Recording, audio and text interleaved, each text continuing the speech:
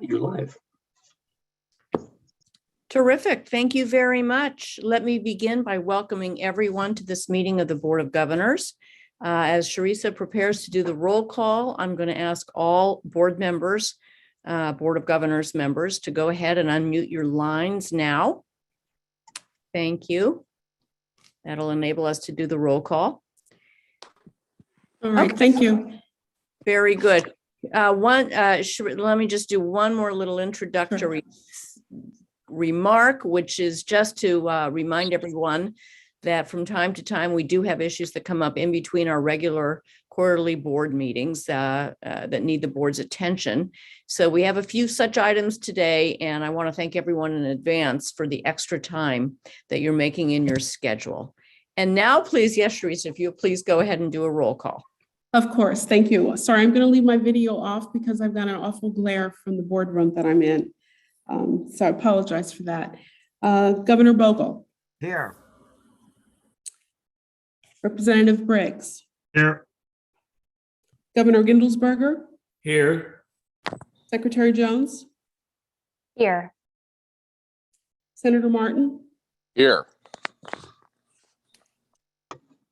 Governor Mazur. Here. Governor Moskowitz. Secretary Ortega. Designee Tanya Garcia.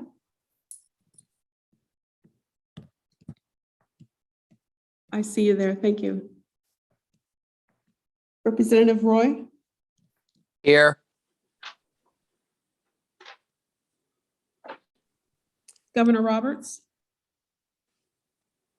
Senator Schwank. Designee Thomas Gombar. Here. Governor Scott. Chair Shapiro. Here. Governor Skinner. Here. Governor Smith.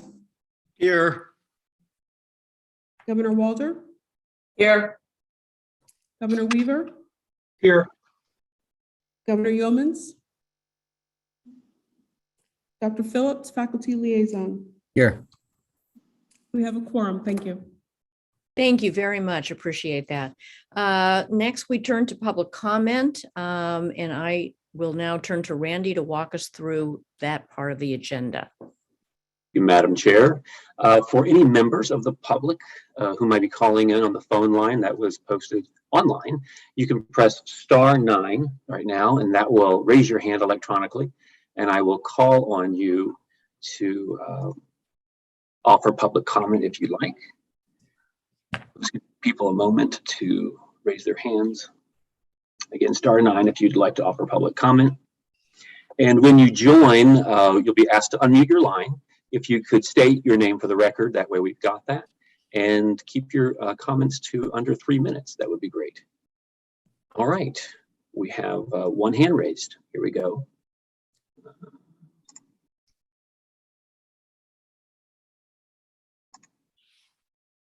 Great, you can, area code 610.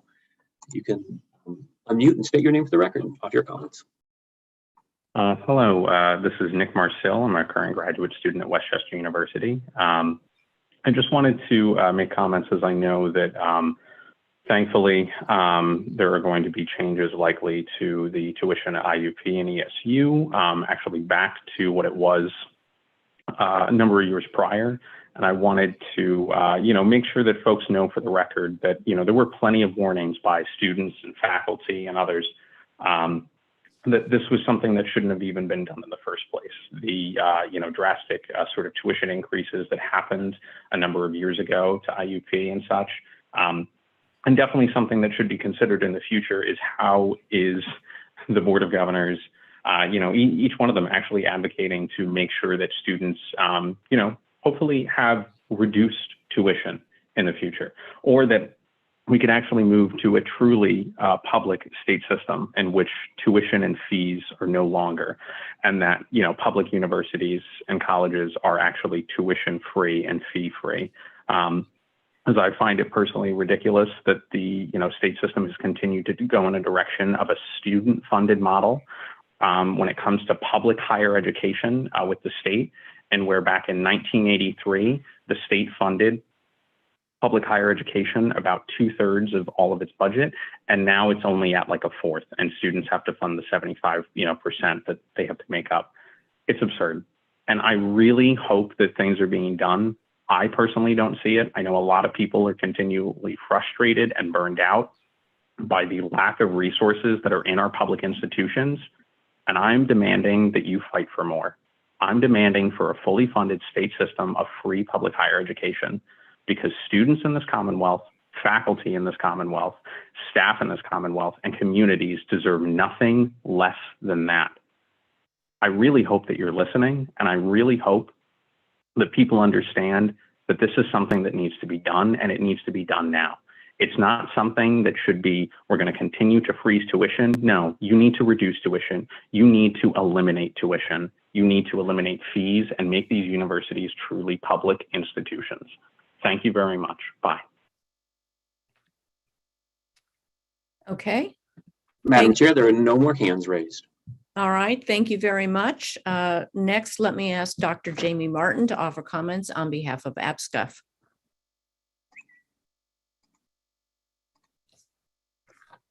Thank you. Chairman Shapiro, Chancellor Greenstein, governors, university presidents, and guests. I always appreciate the opportunity to provide remarks on behalf of APSCUF. Before I begin, I must tell you that the remarks that I'm giving today were painful to construct and will be difficult to deliver. However, I need to speak out on behalf of my colleagues at IUP and other universities that chose to implement a per-credit tuition model. On February 8th, Governor Tom Wolf gave his budget address, and we were pleased to learn of his proposal to increase funding for the state system and our students. All of us here today know that our universities have not received adequate funding. Pennsylvania currently ranks 46th in the nation for funding for public higher education. Unfortunately, this is not new, and universities have opted for various fixes for the lack of funding. In March 2016, then Chancellor Frank Brogan appeared before the House Appropriation Committee to discuss the need for funding for the state system. During that hearing, he spoke about the per-credit tuition model that had been piloted at Millersville University. According to a Penn Live article, Brogan stated that Millersville was the first system university to move to that cost per credit tuition model, but it wouldn't be the last. He indicated that aside from charging students only for the courses they take, this model, and I'll quote, also has the net effect of having students take a more serious look at how many credits they are taking and the need to graduate on time, lest you face the additional cost of grazing in the vineyard of higher education for a longer period of time. In fall 2016, Indiana University of Pennsylvania launched a per-credit tuition pricing program for undergraduate students who reside in Pennsylvania. This pilot went into effect after it was approved by the Board of Governors.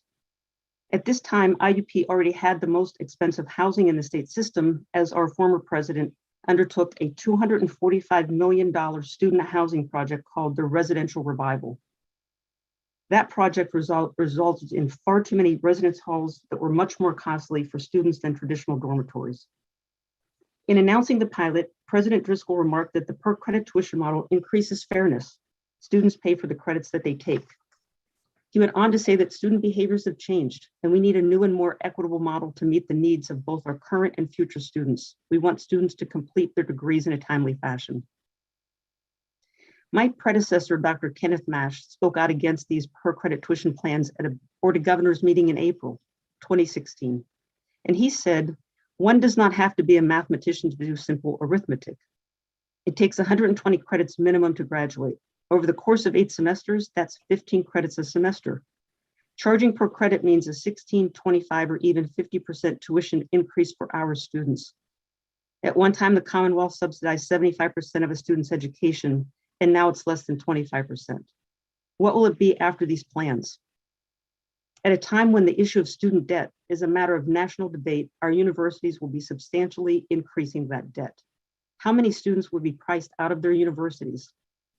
Rather than preventing students from grazing in the academic vineyard, these plans are likely to discourage double majors, push students to drop out, discourage them from taking difficult courses that they may not do well in, and cause them to avoid major disciplines that require additional credits.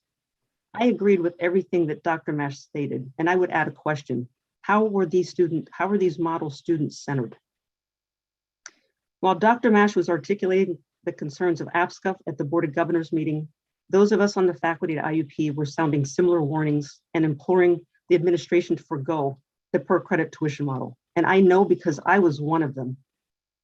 We asked them to consider that the model would increase the cost for a student taking 15 credits by 25% and those enrolled for 18 credits by 50%.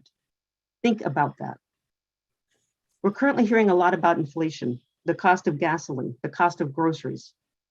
And all of us noticed those increased costs in our pocketbooks. Imagine how our students felt when they learned of a 25 or 50% increase in their tuition. Dr. Mash was also correct in predicting how our students would respond. And again, I was there, and my colleagues and I knew our students. For the most part, they are first-generation college students from modest backgrounds, unable to absorb a 25 to 50% increase in tuition. Students in our department chose not to pursue minors or a double major. They chose not to pursue internships that may have launched a career because they were not required. They chose to take courses at community college and transfer those credits to IUP. A student in a junior level course that I was teaching at that time told me that if she was not graduating the following year, when the per credit tuition model took effect, that she would transfer to another university because she didn't believe she could afford to remain.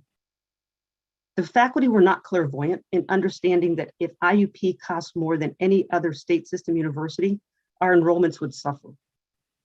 We could just do simple math, and suffer they did. Between 2016-17 and 2021-22, enrollments dropped by 29% at IUP.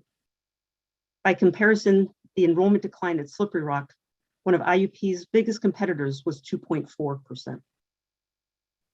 In announcing a dramatic restructuring at IUP in 2020, President Driscoll stated that, unfortunately, our current financial situation requires that we reduce the number of people we employ. Most of IUP's revenues come from tuition, and in the last 10 years, IUP's enrollment has fallen by about 1/3, from over 15,000 students to just over 10,000. We have not had a similar reduction in the size of our workforce. Given that statement, it was unsurprising that what followed was retrenchment of faculty and furloughing of staff. In fall 2020, 82 IUP faculty members received retrenchment notices. A massive restructuring of academic affairs occurred, including closing programs, eliminating entire departments, and the dismantling of the College of Humanities and Social Sciences, the college that I taught in for over 20 years. And I want to emphasize that between 2016 and 2019, before the retrenchment letters were issued, the size of the IUP faculty had decreased by 20%. A year and a half has passed since those retrenchment and furlough notices were issued. And now on February 18th, 2022, the IUP Council of Trustees announced a plan to reduce tuition for in-state students by 20%. According to the press release, students enrolled for 12 to 18 credits will pay the same amount of tuition as they did prior to 2016 to 2017. President Driscoll stated that as we go forward, it's time to focus on the core of our strategic plan, student-centeredness. We know that financing a university education remains a challenge for many families. APSCUF agrees with that assessment. We have argued for years that financing a university education is challenging for many families, and that students are taking on massive debt to complete their education. The narrative at IUP in 2016 was that increasing tuition by charging per credit was done to be fair, that students needed to pay for the credits that they took. But it didn't mention the significant tuition cost that would be borne by the students. So again, how is that a student-centered decision? Conversely, in the most recent press release, the 20% reduction in cost is the focus. What is missing is that at IUP, we first raised tuition by 25% before we lowered it. It's just disingenuous to claim you're reducing costs while ignoring that you first increased them. Lest you think otherwise, APSCUF is very happy that costs for our students at IUP and other universities will be lowered, and that IUP will be returning to the flat tuition model that was previously in place. We are mindful, however, of the IUP students who paid significantly more to attend that university between 2016 and now, and likely took on additional student debt. We're mindful of the students who voted with their feet and chose not to attend IUP because of the cost. And we're mindful of the impact on the faculty, coaches, and staff members who lost their jobs because of enrollment declines. We understand that there are times when leaders must make difficult decisions in difficult circumstances. And the presidents who chose to move to a per credit tuition model made those decisions in part because of a lack of funding for our universities. We applaud the decisions to return to that flat tuition model. My colleagues at IUP and our other universities are anxious to do their part to tell prospective students and parents about how remarkable our universities are and what wonderful educations they will receive at them. Every opportunity to make that education more affordable through increased funding and reduced tuition should positively impact our future enrollments. Thank you for your time, and I wish all of you continued good health.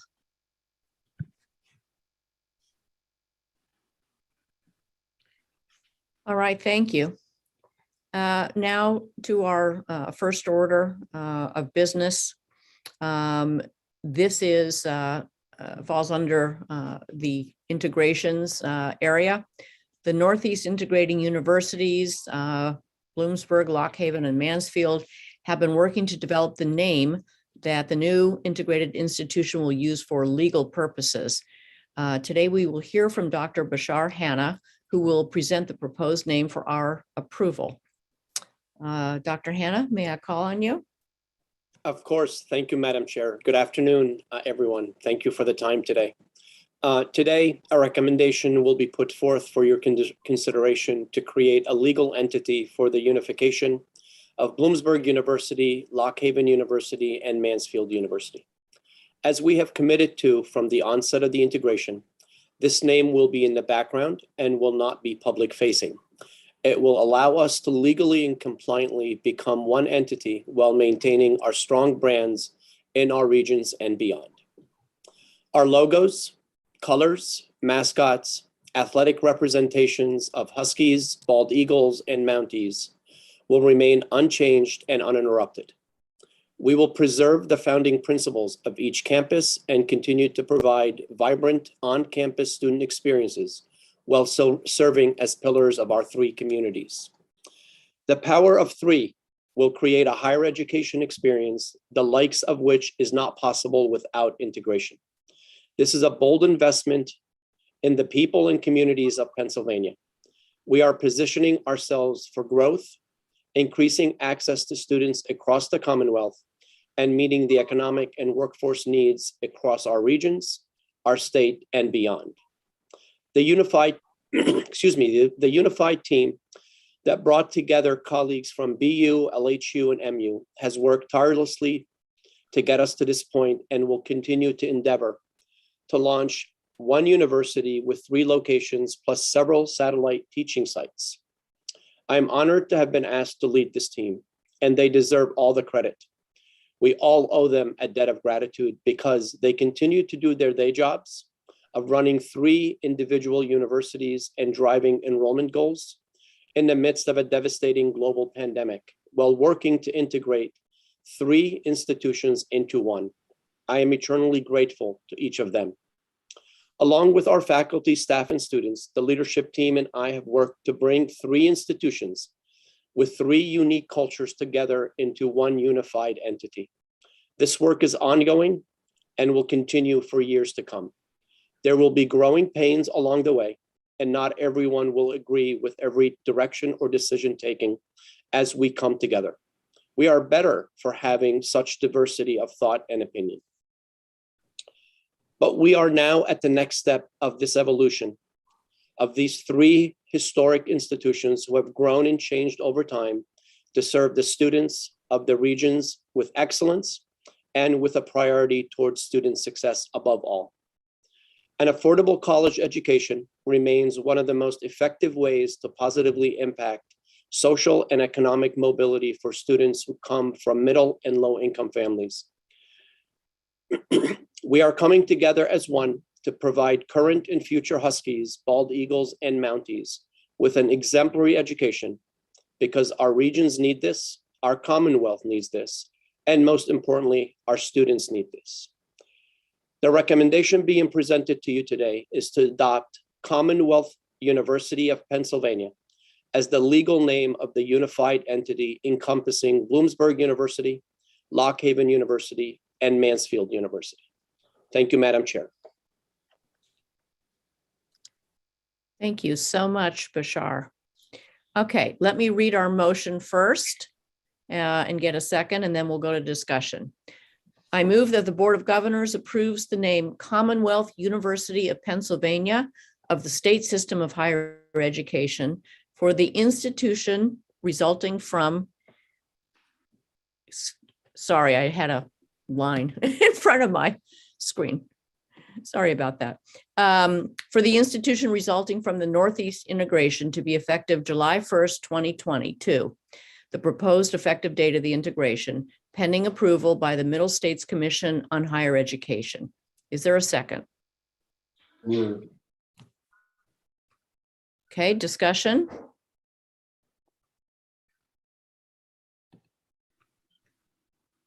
Any questions or comments or discussion?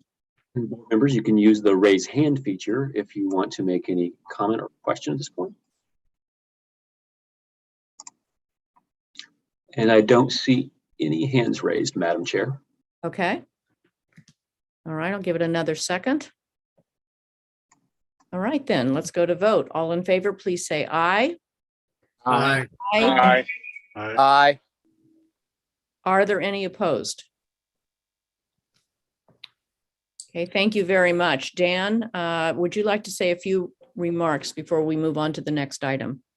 Yeah, just very quickly, I wanted to really follow on President Hannah's comments and thank the faculty, staff, students at the 3 universities in the Northwest, and while we're at it, the 3 in the West as well. This is a tremendously exciting work, but it's also super hard work, and it's taking a lot of effort and application to kind of realize a new vision for the future of our students. I want to commend both Dr. Hannah and Dr. Pearson for their leadership in seeing this through. Not every issue that they engage in is as joyful as others, and they show resolve and courage and just fantastic, consistent focus on our students and their future. So thank you, President Hannah, and thank you, President Pearson. And I would echo those remarks. I just personally, I think Commonwealth University of Pennsylvania is very elegant. So I'll just make that personal comment. Okay. For our next item, I'm going to ask Randy to introduce the action regarding the update to our diploma policy. Thank you, Madam Chair. I'll turn the board members' attention to the policy number 1989-01A, which was our university diplomas policy. And it's fitting that we're doing this right on the heels of the recent action the action just took regarding integrations, because the integrating universities, both in the West and the East, have gone out of their way to be strong in their commitment to honoring the local identity of those institutions. And that also means ensuring that that local identity appears in some fashion on the university diplomas. And as we know, the university diploma is that ceremonial document that the institution creates for its students when they graduate, separate from the transcript and other documents. But it seems that our diploma policy, like I said, written in 1989, is far more restrictive than what we need right now relative to flexibility for those integrating institutions as they craft the diplomas that reflect the unique nature of those relationships. So we're proposing that we add a simple line to the policy that gives the chancellor the ability to grant exceptions to certain standards within the policy, while not removing the ability for a university or the responsibility, I should say, for a university to get approval of by the chancellor for the final diploma. Parenthetically, this also is very much in line with what the board has been doing over the last few years to make our policies more what focused, helping the board to focus on the high picture, high level what issues, and leaving the how something gets accomplished to take place elsewhere. So, Madam Chair, that is the overview of the action. All right, very good. So let me put the motion on the table then. I move that the Board of Governors approves policy 1989-01-A, university diplomas as amended. Is there a second? Second. Okay, is there any discussion? You're welcome to use the raise hand feature. I see no hands right now, Madam Chair. Very good. All in favor, please say aye. Aye. Aye. Aye. Aye. Any opposed, please say no. All right, the motion passes. Thank you all very much. All right, our last item of business today is to consider approving requests from Indiana University of Pennsylvania and East Stroudsburg University to return to the standard in-state tuition model established by the state system. Let me ask Molly Mercer to introduce the team. And I want to thank Presidents Driscoll and Long, who are online in case there are any questions. Molly? Great, thank you. Both Indiana and East Stroudsburg universities have assessed their current pricing structures and have determined it's in the best interest of their students to eliminate these pilot pricing programs and return to the standard in-state rates. IUP's pilot program has been in place since fall 2016 and charges undergraduate students at a per credit rate as compared to the standard board rate, which is a flat price for between 12 and 18 credits. For an undergraduate student taking 15 credits a semester, the per credit pricing is approximately $1,800 higher than the standard rate. IUP has provided increased institutional aid during the timeframe of the pilot to support its students. IUP has conducted a thorough evaluation and recommends discontinuation of the program and returning to the standard board-approved flat tuition structure. The students attending the regional locations of North Point and Punxsutawney that are currently being charged the per credit cost with a 20% discount will also return to the standard in-state rate. As IUP lowers its price as a result of this action, it seeks to improve several student success measures. These include growing its enrollment, improving its yields, increasing credit taking patterns of its students, and improving persistence and retention. East Stroudsburg University implemented the Warrior Promise Guaranteed Tuition Program in fall 2018. This program established a guaranteed fixed tuition rate to students for 4 academic years, calculated based upon historical rate patterns. In 2018, that increased trend had been 7.4%, resulting in establishing the guaranteed tuition at $8,288 per year. The Warrior Promise was designed to provide several benefits, including elimination of tuition inflation, providing pricing predictability, and an incentive to complete degrees in 4 years, thus reducing students' debt burden. However, since the university introduced the program, the board took the historic step of freezing tuition for 3 consecutive years. This historic action changed the primary premises on which the Warrior Promise was based. The result is that students in the program pay an overall higher tuition rate than students attending sister institutions. ESU seeks to suspend this guaranteed tuition pilot program and return to board-approved undergraduate tuition rates. For both IUP and ESU, reaching this decision to return to standard in-state pricing levels prior to the normal April board decision will allow both universities to finalize and communicate these new lower rates to both prospective and continuing students. That concludes my overview. And you're on mute, Cindy. Sorry about that. I don't even know how that happened. Thank you very much. Appreciate it.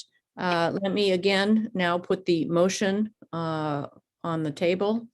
I move that the Board of Governors approves the termination of the tuition pilot programs and resumption of standard in-state tuition rates at Indiana University of Pennsylvania and East Stroudsburg University of Pennsylvania, beginning in 2022-23. Is there a second? Move. Second. Discussion? We'll ask you to raise your hand. Governor Smith, I see your hand is up.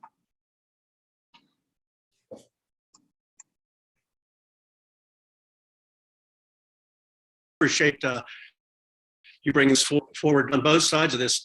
I'm actually disappointed more in a way that East Stroudsburg system hasn't worked as well as was designed, and perhaps it was bad timing in a sense, but because I was one that I always thought was a pretty novel idea and I liked it a lot.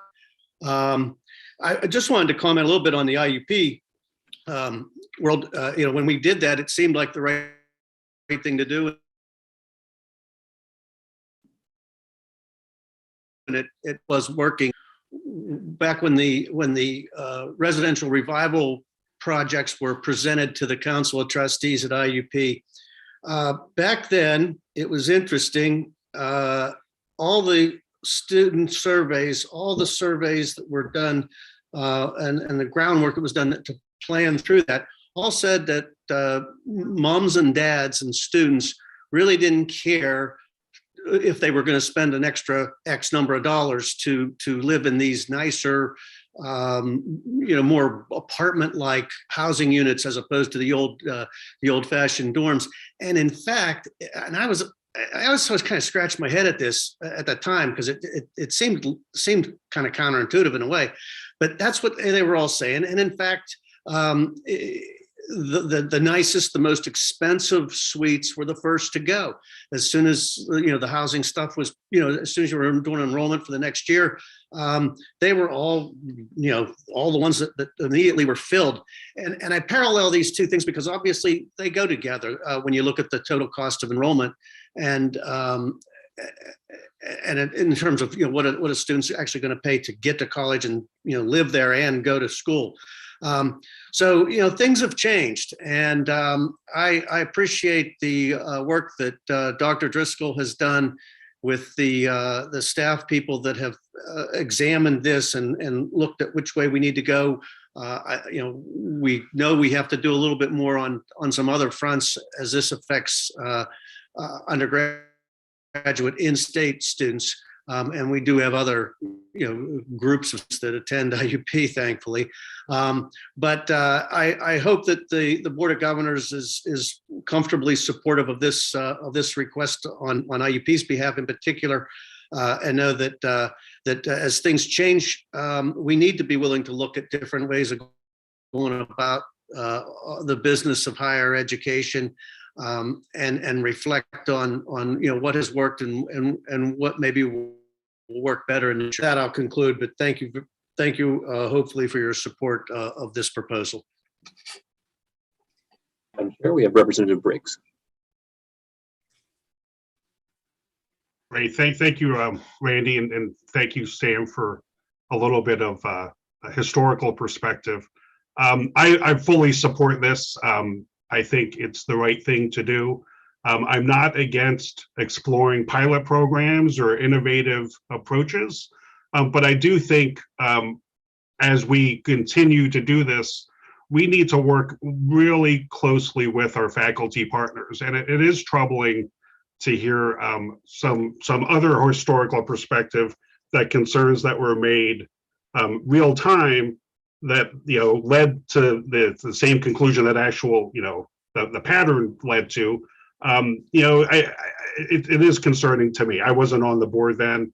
I probably would have voted for this because I do think we need to be innovative and creative when we come up with ways to fund higher education.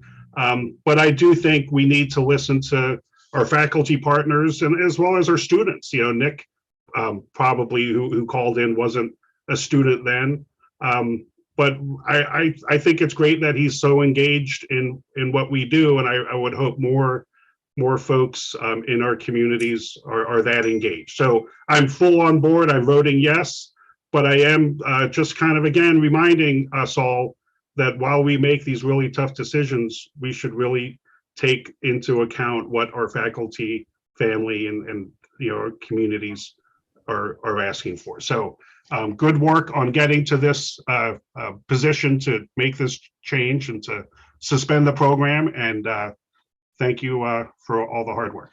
Thank you, Randy. And Madam Chair, I see no other hands raised. All right, then all in favor, please say aye. Aye. Aye. Aye. Aye. Aye. Aye. Aye. Thank you. Any opposed, please say no. Okay, the motion carries.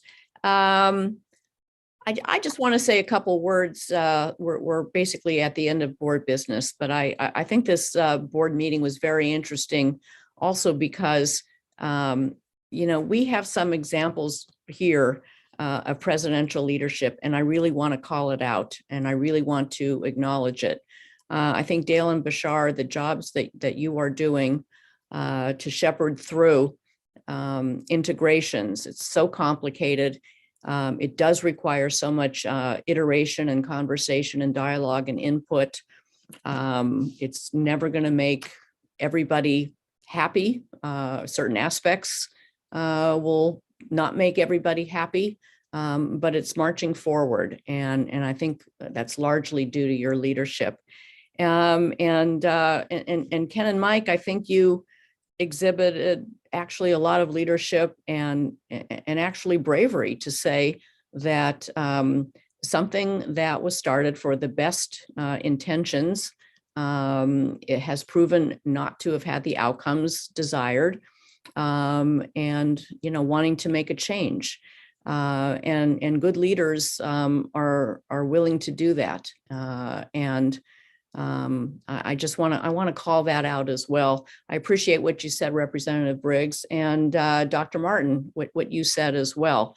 And I hope that we have learned as we evolve, really as a board, that we do better and better in terms of our outreach and our communication and our bringing in various stakeholders. That's one of the reasons that we have a faculty liaison on this board, and that we now have a faculty council that reports into the executive leadership group. These are examples of us really trying to do that better, to improve our own governance. And at the same, so those are lessons learned from whatever, 2014 or 16. But I also hope that we will never take positions that stifle innovation, stifle entrepreneurship, stifle our ability to really think about new and creative ways to best serve this Commonwealth and our students.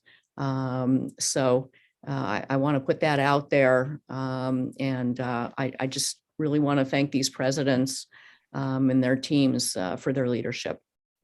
Dan, do you want to say anything before I move on?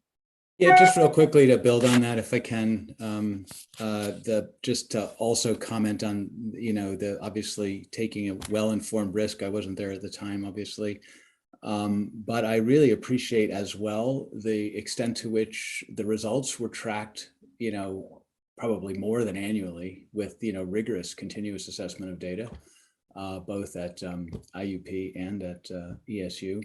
And that the data and analytics were really ultimately critical in making the decision to course correct. And it's exactly the kind of leadership certainly you, Chair Shapira, and the board has been advocating for, and this is it in real life. So I just wanted to call that out and thank both President Driscoll and President Long for their following that practice. Okay. Before we close, I just want to state for the record that the board met in executive session today from 3:30 to, I believe it was 4:15, to discuss legal and personnel matters. So thank you all very much for your time and your engagement today. Are there any other items for the board's consideration? Okay, hearing none, this meeting is adjourned.